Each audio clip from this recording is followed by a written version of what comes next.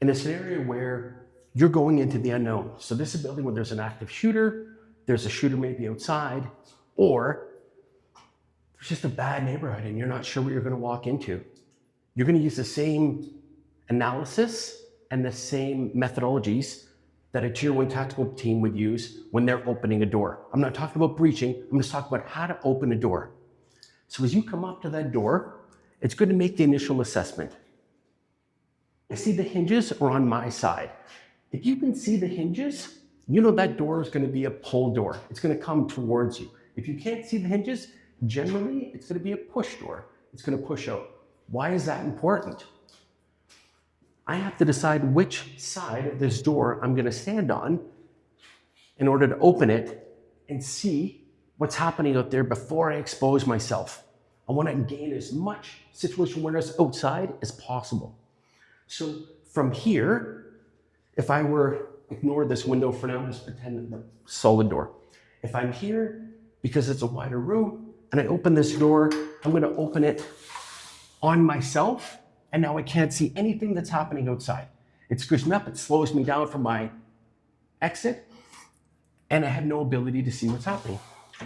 Because I know from the hinges that this is going to be a pull door, and it's got a little hydraulic catch here, so I know that I'm going to have to pull it hard. I'm going to have to use 2 hands and pull it hard. So I'm going to pull it, and as I'm here, I can now see everything that's happening out there. It stayed perfect. If I can throw it out, then I can start piecing the pie. I can see in the far corner, there's no bad guys there. I'm making an assessment. I'm going to get away from the wall and I'm going to start looking. And now I can see, okay, it's safe probably for me to go out.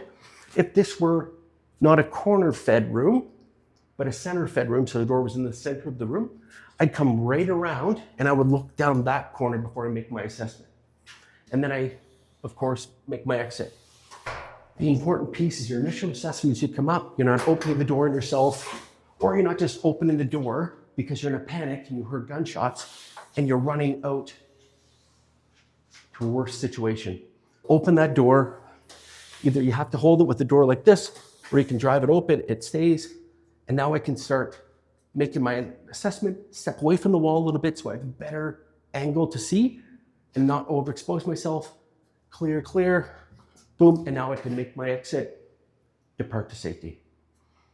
Understanding the basics, how a door opens, and allowing yourself to see maximum amount of the space on the other side of that door before you have to cross the threshold here into the unknown is going to keep you safe and protected.